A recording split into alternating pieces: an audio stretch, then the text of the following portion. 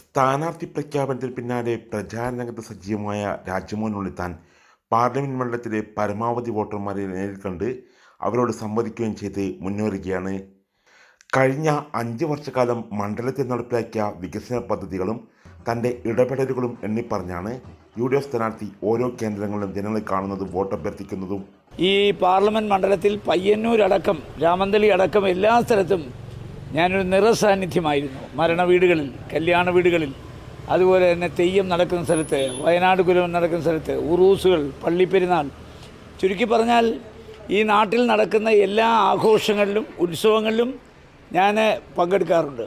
അതുകൊണ്ട് ഇതൊരു ആദ്യത്തെ പര്യടനമായി എന്നെ കാണാത്ത ആരുമില്ല.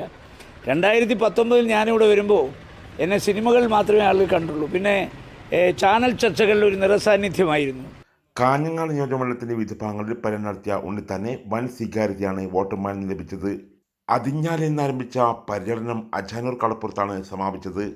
മാവുങ്കാൽ, ഓടയംചാൽ, രാജപുരം, കോളിച്ചാൽ, പാണത്തൂർ, മാലോം, വെള്ളരിക്കുണ്ട്, പരപ്പ, കാലിച്ചാനടുക്കം, ചോയങ്കോട്, കീച്ചാങ്കോട്ട്, പടന്നക്കാട്, ഒഴിഞ്ഞോളപ്പ് എന്നിവിടങ്ങളിൽ പര്യടനം നടത്തി. കുടിയേറ്റ കേന്ദ്രമായ രാജപുരത്ത് തിരുകുടുംബ ഫോറാന ദേവാലയത്തിലെത്തിയ സ്ഥാനാർത്ഥിയെ ഫാദർ ബേബി കട്ടിങ്കാലിൻ്റെ നേതൃത്വത്തിൽ ഷാളണിയിച്ച് സ്വീകരിച്ചു. മാലോത്തും വെള്ളരിക്കുണ്ടിലും പരപ്പേലും കാലിച്ചാനടുക്കത്തും ചോയങ്കോടും സ്ഥാനാർത്ഥിയുടെ റോഡ് ഷോ വൻ ജനപങ്കാളിത്തം കൊണ്ട് ശ്രദ്ധേയമായി. ജയ് ഹിന്ദ് ന്യൂസ്, കാസർഗോഡ്.